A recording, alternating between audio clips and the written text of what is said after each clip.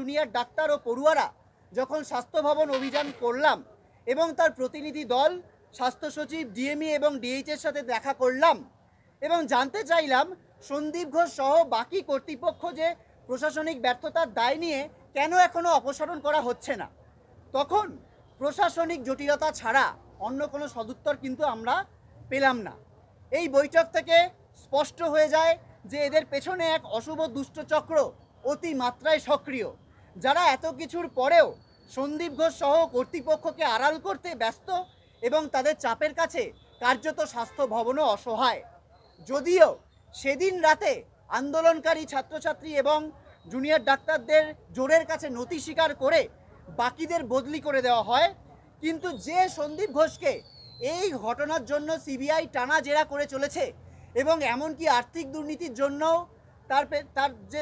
তার যে তদন্ত সেটা সিবিআই কর্তৃপক্ষের কাছে রয়েছে, তাকে কেন তার বিরুদ্ধে কোনো কার্যকরী ব্যবস্থা স্বাস্থ্য ভবন থেকে কেন নেওয়া হচ্ছে না, এ বিষয়ে আমরা বুঝতে পারছি না। বরঞ্চ প্রথম হাইকোর্টের কড়া নির্দেশ অনুযায়ী শুধু তাকে ছুটিতে পাঠানো হয়েছে, এটুকুই কিন্তু বর্তমানে তার স্ট্যাটাস। এরকম কোনো পদক্ষেপ কেন স্বাস্থ্য ভবন নিতে পারছেন না যে সমস্ত অভিযোগে নির্দোষ প্রমাণিত হওয়ার আগে অবধি তাকে সাসপেন্ড করা হচ্ছে? এটুকু করতেও স্বাস্থ্য ভবন বা স্বাস্থ্য মন্ত্রকের কী সমস্যা হচ্ছে, কে বা কারা তাদের বাধা দিচ্ছে? আমাদের কাছে এই প্রশ্নের উত্তর কিন্তু খুব একটা জটিল নয়। গত ৩-৪ বছর ধরে আরজি করে যে ভয়ের রাজনীতি চালানো হয়েছে, সন্দীপ ঘোষ অনুগত একটা অংশ ব্যাপকভাবে আর্থিক এবং অন্যান্য দুর্নীতি করেছে ও তাকে ধামাচেপা দেওয়ার জন্য যে দুষ্ট চক্র সক্রিয় ছিল, কেবল আরজি কর নয়, বিভিন্ন মেডিকেল কলেজে এই চক্র কিন্তু সক্রিয়। যারা কোনো অন্যায়ের প্রতিবাদ করলেই ডাক্তারি ছাত্রছাত্রী এবং জুনিয়র ডাক্তারদের ফেল করানোর ভয় দেখায়, শিক্ষকদের ট্রান্সফারের ভয় দেখায় এবং ট্রান্সফার করে। এই অংশটি একদম শুরু থেকে স্বাস্থ্য ভবনের প্রত্যক্ষ মদতে আমাদের এই ন্যায় বিচারের আন্দোলনকে থামিয়ে দেওয়ার চেষ্টার সাথে সরাসরি যুক্ত। কলকাতা পুলিশ ছাড়াও স্বাস্থ্য প্রশাসনের মাথায় রন্ধ্রে রন্ধ্রে জমতে থাকা এই কুচক্রী অংশটাও আমাদের জাস্টিস পাওয়ার পথে বাধা সৃষ্টি করেছে এবং করে চলেছে। এদেরকেও তদন্ত এবং বিচার প্রক্রিয়ায় আওতায় আনতে হবে। এবার আসি অন্য প্রসঙ্গে। বারবার বিভিন্নভাবে একটি ভুল বক্তব্য উদ্দেশ্য প্রণোদিতভাবে তুলে ধরা হচ্ছে যে জুনিয়র ডাক্তারদের কর্মবিরতির জেরে নাকি স্বাস্থ্য ব্যবস্থার বেহাল দশা হয়ে পড়েছে।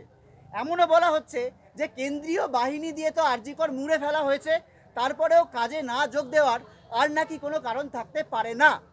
আমাদের বক্তব্য এই বিষয়ে আমরা স্পষ্ট করতে চাই। প্রথমত, প্রত্যেকটি কলেজে এমার্জেন্সি সহ সমস্ত বিভাগ কিন্তু চালু আছে। সিনিয়র ডাক্তারেরা বাড়তি দায়িত্ব নিয়ে কাজ করছেন, এমনকি আমরাও কাজে যোগদান করতে চাইছি। কিন্তু জাস্টিস পাওয়ার প্রশ্নে যারা বাধা সৃষ্টি করছে তারা যদি সক্রিয় থাকে, তাহলে কিভাবে আমরা ফিরব, কিভাবে সুরক্ষিত অনুভব করব?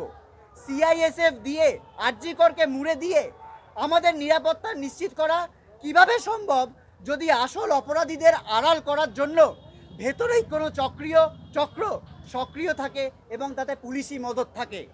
এই কারণেই আমরা জুনিয়র ডাক্তারদের কর্মবিরতি চলছে, যাতে জাস্টিসের প্রশ্নে ন্যূনতম কোনো সদিচ্ছামূলক চিহ্নও আমরা দেখতে পাই। কিন্তু স্বাস্থ্য ভবন ও পুলিশ প্রশাসনের অসংবেদী এবং ঔদ্ধত্যপূর্ণ আচরণ সেদিকে কোনো দিকচিহ্ন করছে না। গত পরশু স্বাস্থ্য ভবন থেকে মেল করে হঠাৎ আমাদের জানানো হয় যে WBJDF-এর প্রতিনিধি দলের সাথে তারা নাকি দেখা করতে চান। ক্লোজ ডোর একটি মিটিংয়ের আহ্বান জানানো হয়। আমরা জানাতে চাই, সকলের চোখের আড়ালে কয়েকজনকে ডেকে নেগোসিয়েশন করার যে অপচেষ্টা, তা এই গোটা দেশ জুড়ে ছড়িয়ে পড়া আন্দোলনের স্পিরিটকেই অবজ্ঞা করছে। তাই আমরা এই প্রস্তাবকে সযত্নে প্রত্যাখ্যান করেছি।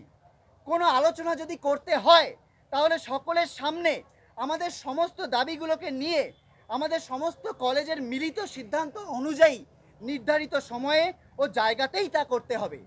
কারো চোখের আড়ালে বন্ধ করে সেটেলমেন্টের কোনো অপচেষ্টা, তা আমাদের আন্দোলনের যে নৈতিক অবস্থান এবং স্পিরিট, তার বিরুদ্ধে।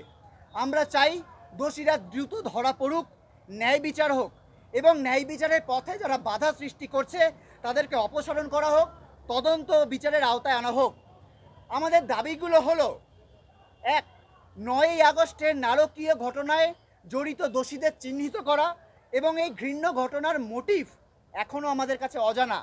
তাই দোষীরা হয়তো প্রকাশ্যে ঘুরে বেড়াচ্ছে, ফলত আমরা কেউই নিরাপদ নই।